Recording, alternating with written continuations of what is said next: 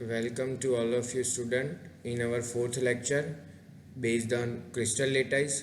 Last lecture में हमने देखा लेटाइस क्या है, आज हम देखेंगे क्रिस्टल लेटाइस क्या है। तो आज का हमारा जो लेक्चर है उसका जो टॉपिक है वो रहेगा crystal lattice. In a lattice only points are supposed to be arranged in space. Thus, lattice is a mathematical concept. A crystal lattice is formed when identical atoms or ions or identical groups of them are placed on the lattice points. The atoms or ions or their identical groups placed on the lattice points are known as a basis. Thus, lattice plus basis is equals to crystal lattice.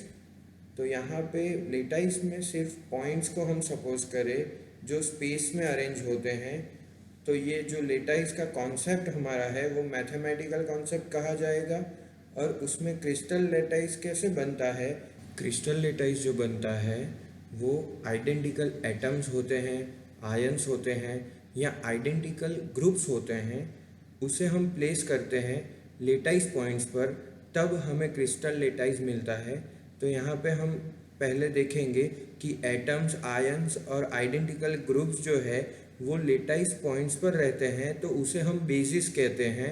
और जो lattice है plus ये जो basis है, ये दोनों का जो एड ऑन हो जाता है तो उसे हम क्रिस्टल लेटाइस कहते हैं। This fact is explain in a figure 4. In figure 4a, there are only points and hence the arrangement is a lattice. In figure 4c, identical pairs of ions have been placed on the lattice points.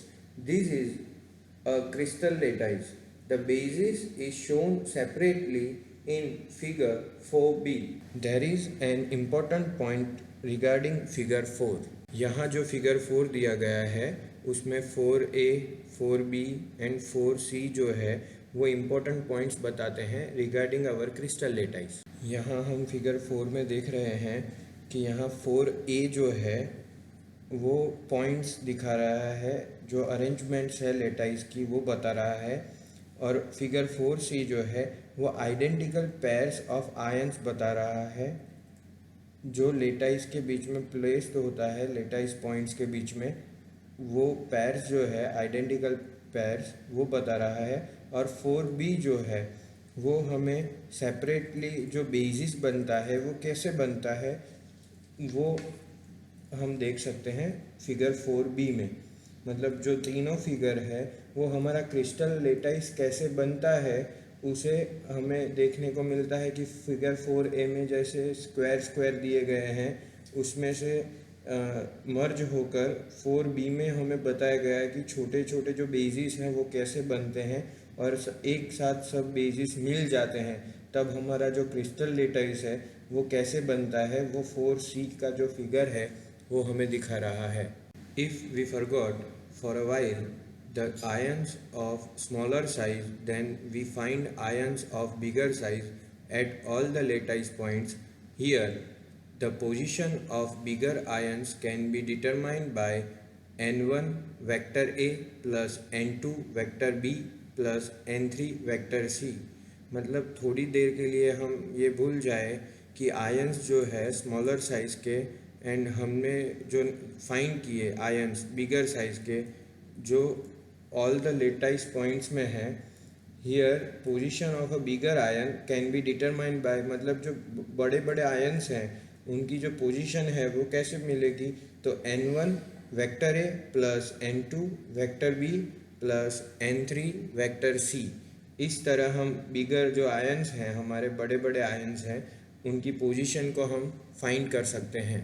Similarly, if we forget the ions of bigger size, then also ions of smaller size from the same type of crystal lattice, their positions can also be determined by n1 vector A plus n2 vector B plus n3 vector C. Thus, crystal lattice shown in figure 4c can be regarded as interlocking of two lattices of the type shown in figure 4a. Two lattices with small and big ions considered above need not to be thought of as separate ones. In fact, once position vectors of one type of ions or atoms are fixed, the position vectors of other type of ions can be determined by a relative position vector, say S1, as shown in figure C. तो यहाँ पे जो figure सी है वो दिखा रहा है हमें। पहले तो ये बात कर लेते हैं कि स्मॉल साइज़ के जो आयन्स या बिग साइज़ के जो आयन्स हैं वो दोनों में हमारा जो पोजीशन वेक्टर है या उसकी जो पोजीशन है वो n1 vector A plus n2 vector B plus n3 vector C ही रहेगी। और जैसे कि 4c में हमें बताया गया है कि बिग साइज़ आयन्स हैं या स्मॉल साइज़ आयन्स हैं, तो ये दोनों जो हैं वो यहाँ हमें ऐसा लगेगा कि सेपरेट है, पर ये जो है उनकी जो पोजीशन वेक्टर है वो डिटरमाइन कर सकते हैं हम रिलेटिव पोजीशन वेक्टर से, और उसे हम कहेंगे S1, जो यहाँ पे हमें फिगर में भी S1 दिखाया गया है। और उसकी साथ साथ जो 1 और 3, जो 3 है वो बिग आयन है और 1 है वो स्मॉल आयन है, तो वहाँ पर जो S1 है वो डिनोट करता है relative position vector. Thus, position vector of ion 1 is vector R3 plus vector S1. The lattice shown in figure 4c is still rectangular one if vector Rn is the position vector of nth lattice point and vector Sm is the position vector of mth ion from vector Rn. Then position vector of mth ion in the basis at vector Rn is given by vector Rn is equals to vector small rn plus vector Sm। मतलब कि यहाँ पे जो position vector हम जो ion 1 दिया गया है स्मॉल आयन, उसका देखें तो वो हमें क्या मिलेगा, vector R3 plus vector S1। अब इसे हम मतलब यहाँ जो फिगर सी में बताया गया है कि हमारा जो लेटाइस है वो रेक्टेंगुलर रहेगा और हमारा जो बेसिस हमें फाइंड करना है Rn का mth पोजीशन वेक्टर के साथ, तो वो हमें मिलेगा vector Rn is equals to vector small rn plus vector Sm। तो ये जो हमने जाना वो क्रिस्टल लेटाइस के लिए था। अब हम आगे जो देखने वाले हैं वो प्रिमिटिव लेटाइस सेल और यूनिट सेल, मतलब कि यूनिट सेल क्या होता है और उसे हम प्रिमिटिव लेटाइस सेल भी बोलते हैं, उसके बारे में जानेंगे। प्रिमिटिव ट्रांसलेशन वेक्टर ब्रैकेट में दिया गया है A1B1 और A2B2 और A3B3 from parallelograms. This parallelogram will be different depending on the choice of vector A and vector B. Such parallelogram in 2 dimensions are called primitive unit cells. Such unit cells are shown in figure 3 by 1, 2 and 3. A unit cell of 3-dimensional cubic lattice is shown in figure 5. First of all हम यहाँ figure 3 देखेंगे, जिसमें हमें जो बताया गया कि 1, 2, 3, 4 ऐसे नाम दिए गए हैं और उसके साथ साथ हमारे जो प्रिमिटिव ट्रांसलेशन वेक्टर है उसे भी बताया गया है। जो A1B1 है वो 1 के लिए है और जो 1 है उसे हम जैसे फिगर में बताया गया है उसे हम यूनिट सेल कहेंगे।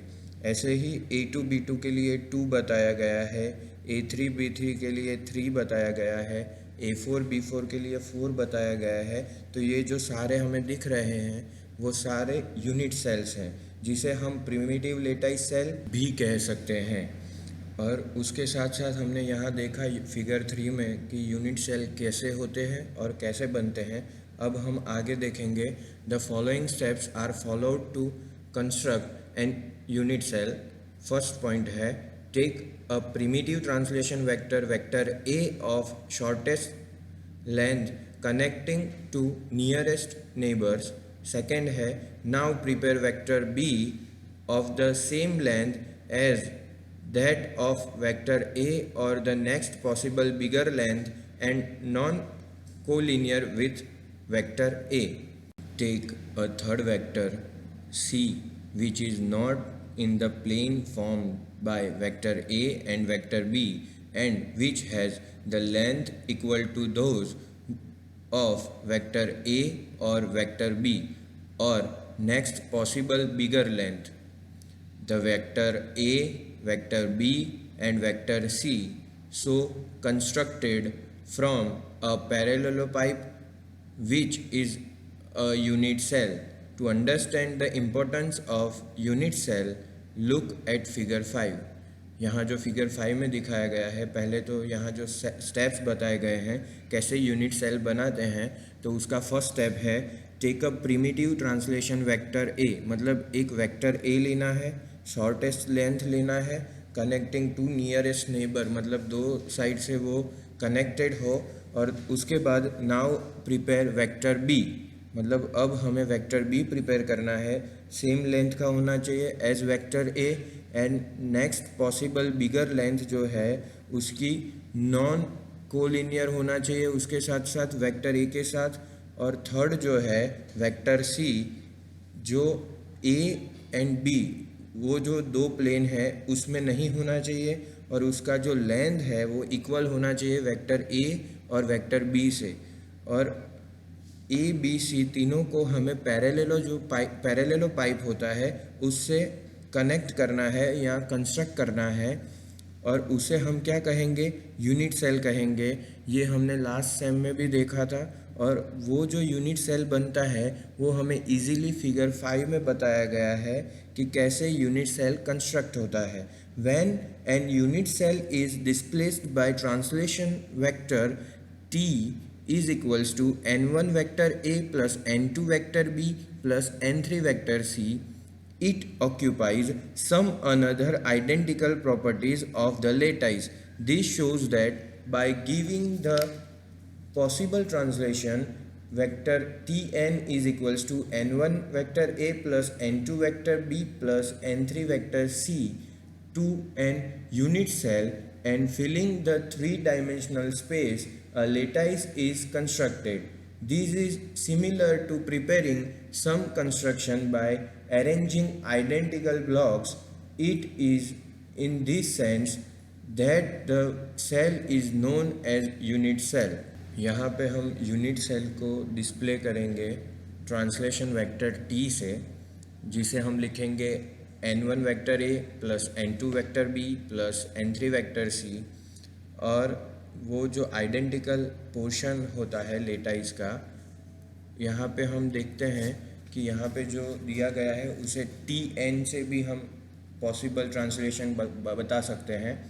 सो tn क्या होगा, n1 vector a plus n2 vector b plus n3 vector c, and unit cell जो है उसमें 3-डायमेंशनल स्पेस होता है, तो lattice is constructed by three dimensional space. This similar preparing some construction by arranging identical blocks, मतलब जो blocks हैं उसे आइडेंटिकल कैसे बताया जाता है कि उनके तीनों डायमेंशनल सेम लेंथ के हो, तो उसे हम आइडेंटिकल बोल सकते हैं। According to maths it is in the sense that the cell is known as a unit cell, मतलब ऐसा जो होता है सेल उसे हम यूनिट सेल कहते हैं। Sometimes in practice for the sake of simplicity और from symmetric consideration the unit cell is so prepared that there are more than one atoms, even in the case of crystal lattice with basis of one atom. Such unit cell is called non-primitive unit cell. In figure 6, we can see non-primitive unit cell. Here the unit cell C is a non-primitive. यहाँ पे sometimes क्या होता है कि जो sake of simplicity होता है और symmetry consideration करे तो unit cell जो है वो 3 और मोर एटम से बनता है, और in case of crystal lattice basis जो होता है वो 1 एटम का होता है, और ऐसे जो यूनिट सेल होते हैं उसे हम नॉन प्रिमिटिव यूनिट सेल कहते हैं। और यहाँ पे जो फिगर में बताया गया है कि ए एंड बी जो है वो नॉन प्रिमिटिव यूनिट सेल है, और सी भी हमें यूनिट सेल जैसा लगता है पर वो भी नॉन प्रिमिटिव यूनिट सेल है। Wigner Seitz unit cell. There is another way to construct unit cell. These unit cells are important in solid state theory.